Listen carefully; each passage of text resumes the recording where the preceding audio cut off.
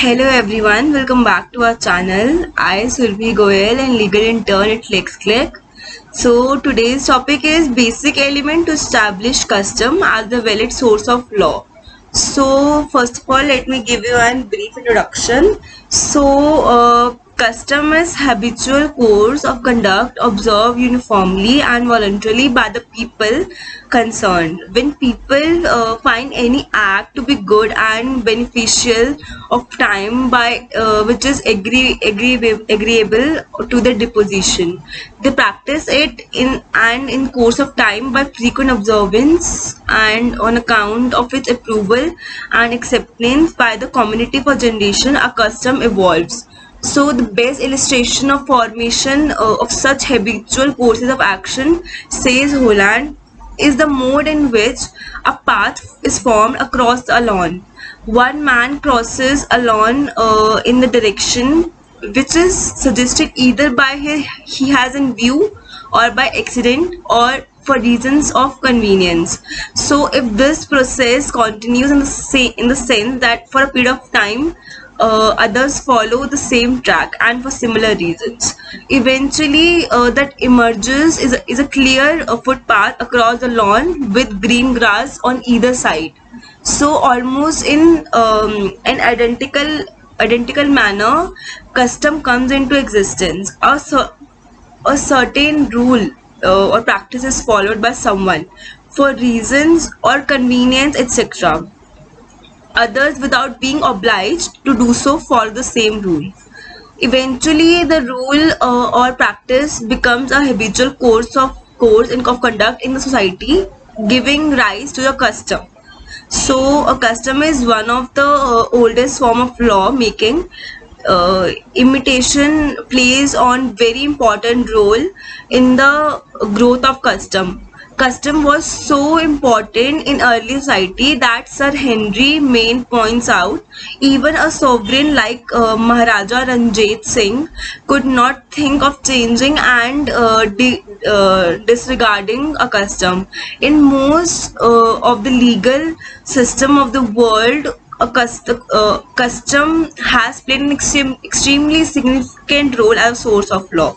So, according to Salmon, custom is the embodiment of these principles which have commanded themselves to the you can say national consign as principle of justice and unity. So we got to know what is custom, and many of the jurists have given their views upon them, their definition upon them. So what is the essential of a valid custom?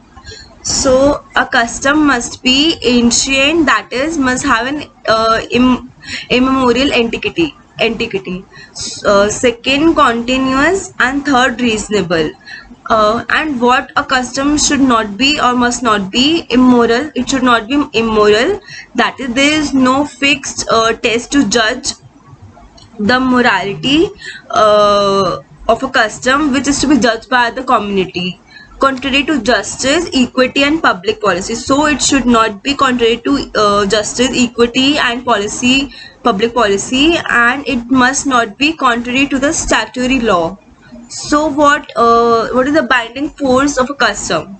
Custom embodies the principles of right and justice, which is acknowledged and approved not by power of the state but by the public opinion of the society at large. Another reason could be for the binding of force of custom could be that the existence of an established usage is the basics of a rational expectation of its continuance in the future. So custom is observed by a large number of persons in society. In course of time, the same comes to have the force of law. Custom rests on the popular conviction that is in the interest of society. So there are various theories regarding transformation of customs into law. They are as following. First, historical theory.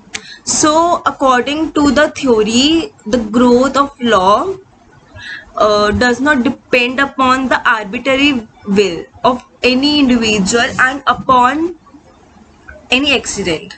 It grows as a result of the intelligence of the people. Custom is derived from the common consciousness of the people, which brings from inner sense right. Law has its existence in the general will of the peoples. Savigny gave it the name of Volkist.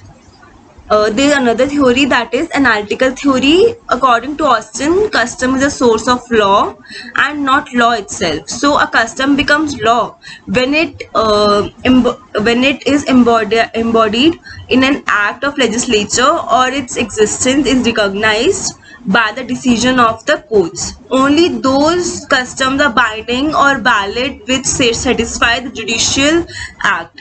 A custom law only because the sovereign law allows it to be so. So Gray consider custom and morality a source of law. According to Holland, custom are not laws unless they're adopted into laws by state recognition. So with this, we can conclude that the very fact that any rule has sanction of custom raises a presumption that it deserves sanction of law also. Custom is the external and visible sign of national conscience. As such, is accepted by the court of law as an authoritative guide, as quoted by Salmond. Custom is to society what law is to state. So what does Salmond say? That custom is to society what law is to state. Custom which fulfills the prerequisite of its validity and the binding force, that is the reason why custom is given the force of law, and the theories regarding transformation of customs into law are the elements to establish custom as a valid source of law. So that's it for today. I hope you like the video, and yeah, do subscribe to the channel. Thank you so much. Have a nice day.